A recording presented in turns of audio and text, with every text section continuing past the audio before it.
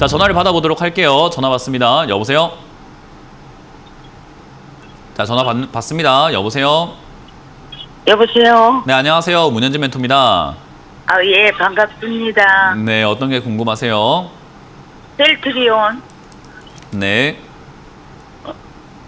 매수가랑 비중이요? 19,000원에 19,000원, 19만 원에 네. 20%.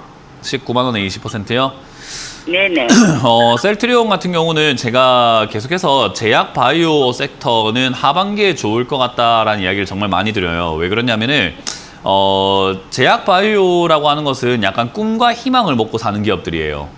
그래서 이 제약 바이오라는 회사들이 실적이 잘 나오고 안 나오고 성장이 어떻고 이런 것보다는 앞으로 꿈과 희망에 조금 이렇게 집중이 좀 많이 되어 있거든요. 그래서 꿈과 희망이라고 하는 것은 약간 실체가 없는 거예요. 그래서 주식시장에서 실체가 없는 것들이 급등하려고 하면은 장이 별로 안 좋던가 뭔가 산업들이 올라갈 만한 산업들이 별로 없을 때 올라가요. 그래서 2021년이라든가 22년 막 이렇게 폭등장이 나왔을 때 얘가 올라왔다가 바로 꺾여버리게 되는 이유도 실체가 별로 없는 기업이기 때문이다 보면 되고요.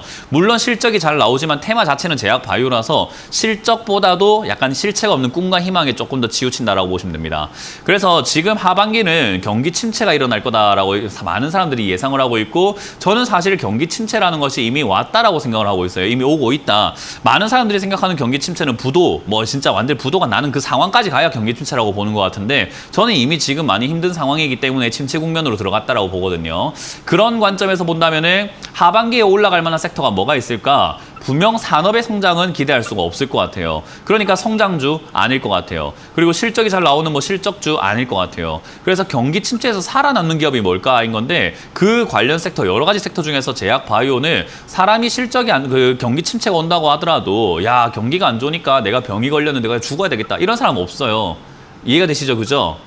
예. 경기가 안 좋아도 사람이 아프면 그걸 치료하기 위해서 약간 돈을 쓰게 되어 있는 거죠. 그래서 제약 바이오 쪽을 저는 굳건할 것이다 라고 봅니다. 그래서 그런 것들이 반영이 되면서 아마 상승세로 올라올 가능성이 높다고 봐요. 뭐 물론 지금 지수가 빠져내려가는 것이 좀 멈춰줘야 될 것 같은데 얘는 지수가 내려감에도 불구하고 최근에 상승세가 나오고 있다는 점을 본다면 제 예상대로 아마 하반기는 올라갈 가능성이 높다라고 보고요. 추가 매수는 굳이 할 필요가 있을까라는 생각이 드는데 만약 한다면은 13만 원대나 14만 원까지 다시 한번 밀려준다면 저기서는 추가 매수 하셔가지고 매수가도 좀 낮추시고 비중도 좀 늘리셔가지고 하반기를 노려보시는 것이 어떨까 싶습니다. 그래서 조금 멀리 보고 가져가신다면은 저는 뭐 20만 3, 4만 원까지 갈 수 있다 생각하니까 그냥 홀딩 하셔서 내려오면 추가 매수해서 매수가 낮추시고 비중 늘려서 수익금을 좀 크게 가보자라는 이야기를 드려보도록 할게요. 네. 고맙습니다. 감사합니다. 네. 다음 전화 받아보도록 하겠습니다. 여보세요? 네, 안녕하세요, 선생님. 네. 안녕하세요. 문현진 멘토입니다. 네, 방송 잘 보고 있습니다. 아, 고맙습니다. 어떤 게 궁금하세요? 네, 넥센 타이어.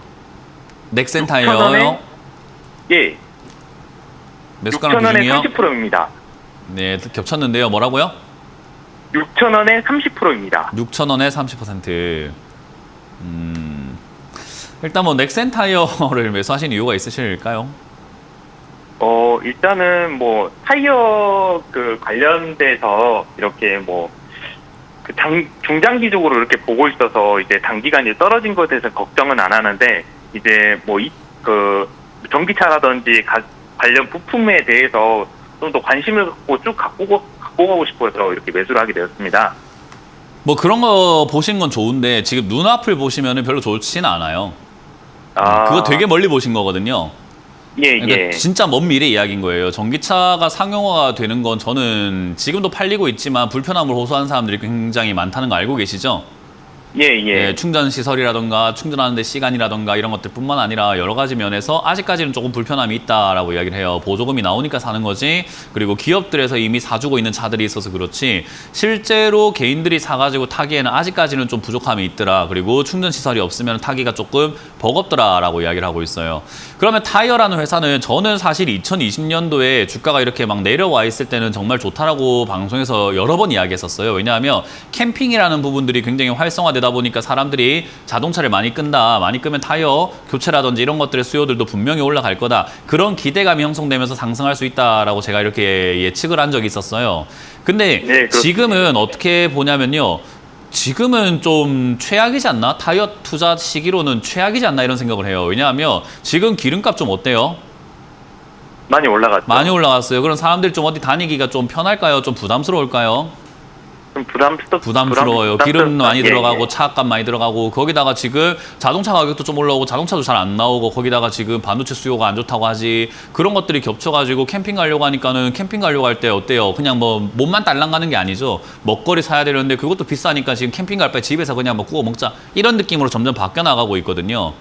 그러면 네. 타이어라고 하는 이 회사들의 지금 수요, 지금 고무라던가 이런 것들의 가격들도 인플레이션으로 인해 가지고 굉장히 올라와 있는데 타이어 수급은 잘 되는가? 사실 그렇지도 않아요. 지금 타이어 교체해 보려고 하면은 타이어가 잘 안 나와 가지고 뭐 새 거 찾는데도 시간이 좀 걸리고 이러거든요. 와. 결국은 지금 타이어 산업이라고 하는 것은요, 굉장히 어려운 위기에 봉착되어 있는 거예요. 근데 아까 말씀하신 것처럼 뭐 전기차가 뭐 오고 이러면은 괜찮지 않을까요? 맞아요. 뭐 먼 미래 이야기인 거고 지금 눈앞은 좀 어두워 보이거든요. 그러니까 우리가 주식 투자를 할 때 분석을 하는 게 뭐 하나에 꽂히면 안 돼요. 그렇죠, 그렇죠. 네, 장기 쪽으로 봤을 때 전기차로 보면 괜찮은데 에이 꽂혔어요. 그냥 막 사야 되겠어. 이래 돼 버리는 거거든요.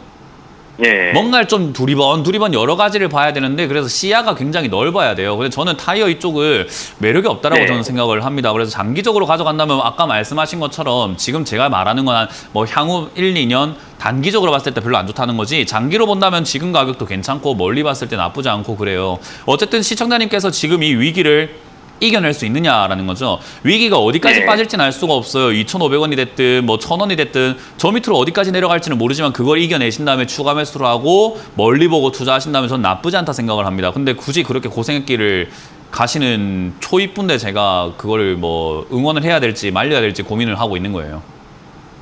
그러면 선생님께서는 3사 타이어 전부 다를 이제 다 안 좋게 보시는 건가요? 네, 실적만 딱 봐도 알 수 있지 않습니까? 2019년에 2천억 벌던 게 지금 300억 벌고 예. 44억 벌다가 300억 적자가 나는데 이런 기업을 장기로 보고 투자하신다고요? 음, 네, 저는 뭔가 지금 잘못 알고 계시는 거 아닌가. 너무 이렇게 그림과 같은 동화 같은 그런 생각만 하시고 이런 가격 전략을 짜지 않으신 것 같아요. 네, 그래서 전기차 뭐 미래 좋긴 좋은데요. 글쎄요, 저는 전기차가 2025년 6년부터 상용화가 된다면 2020한 4년쯤에 투자하고 싶은데요. 그렇습니까? 그래서 그렇게 예. 본다면 타이어는 저는 올바른 선택 아니라고 저는 조언을 드려보도록 할게요. 지금 이 자리에서는 예, 저는 알겠습니다. 개인적으로는 예. 반등, 이 지수가 빠져서 빠진 거니까 단기 반등 나오면은 본전에서 정리하시고 다시 한번 고민을 해보시고 가격 전략 짜셔가지고 비중 조절하셔가지고 들어가시거나 다른 종목 가시는 게 예. 낫다는 전략을 드려보도록 할게요. 어떤 거를 선생님은 뭐 보신가요? 이렇게 관련 뭐 테마라든지 이런 게. 어떤 거를 추천해 줄지를 원하신다고요? 네, 그 어떤 TV 거를 보시면 이제 굉장히 뭐, 많은 것들이 추천 나오고 있어요. 여기는 추천해 드리진 않습니다. 예, 알겠습니다. 네, 고맙습니다. 다음 전화 받아보겠습니다. 여보세요? 예, 여보세요. 네, 안녕하세요. 문현지 멘토입니다. 예, 안녕하세요. 네, 어떤 게 궁금하세요? 삼강 MNT요. 3강 MNT요. 예, 네, 매수가랑 비중이요. 그거 21,400원에 30%요. 21,400원 30%요. 예, 예. 이렇게 고가에 사는 거는 돈을 벌기보다는 굉장히 리스크가 크고 위험성이 훨씬 커요. 그래, 지금 팔아야 돼요? 그래서 저는 개인적으로는요, 지금은 좀 더 들고 가셔도 되는 자리고 분위기인데, 사실 시청자님이 이제 대응을 잘해야 되거든요. 이건 상담을 받고 안 받고가 아니라 시청자님이 이제 앞으로 매일매일 보면서 잘해야 되는 자리가 되어버린 거예요. 그걸 먼저 명심을 하세요. 이해가 되세요? 근데 제가 잘해야 되는 게 아니라 시청자님이 잘해야 된다는 것도 명심을 먼저 하셔야 돼요. 아시겠죠? 예. 예. 그럼 얼마쯤 그러니까 얼마가 아니라 지금 제일 중요한 거는요. 시청자님이 앞으로 잘해야 된다는 거예요. 다짐을 하시라는 거예요. 다짐 해보세요. 다짐. 예, 예. 예, 일단 먼저 다짐을 하셔야 되고요. 그 상태에서 지금 이거는 고점 자리이기 때문에 대응을 굉장히 잘해야 되는데 본전이 만약에 네. 내려오게 되면요. 그냥 뒤도 돌아보지 말고 매도를 하셔야 됩니다. 그럼 지금 뭐냐면 팔까요? 물리지 말라는 거예요. 그래서 저는 조금 본전이 오면은 남았으니까. 그냥 매도를 하셨으면 좋겠다라는 이야기를 드려보고요. 지금 이게 예. 고점을 24,500원짜리 잡고 있는데 여기를 뚫고 올라가면은 어디까지 올라갈지 우리가 정확하게 알 수가 없는 신고가 영역으로 가요. 예, 그래서 예. 그 정도가 올라가게 되면은 저는 수익률을 정해가지고 뭐 5%든 7%든 10%든 그 자리에서 매도하셔가지고 그냥 마무리 짓는 게 어떨까라고 전략을 드리고 싶고 신고가 예, 영역이 예. 올라가게 되면 저도 어디까지 올라갈지는 정확하게 제가 알 수가 드릴게요. 없어요. 예. 저도 올라가는 걸 보면서 어느 시점이 고점이구나라고 이렇게 볼 수가 있는 거지 지금 올라가지도 않은 상황에서 어디까지 올라간다 이렇게 맞추는 건 불가능해요. 예. 그래서 올라가게 되면은 수익을 챙기시고 본전에서 정리하시길 바라겠습니다. 이런 매매 안 했으면 좋겠습니다. 예, 알겠습니다. 네, 고맙습니다.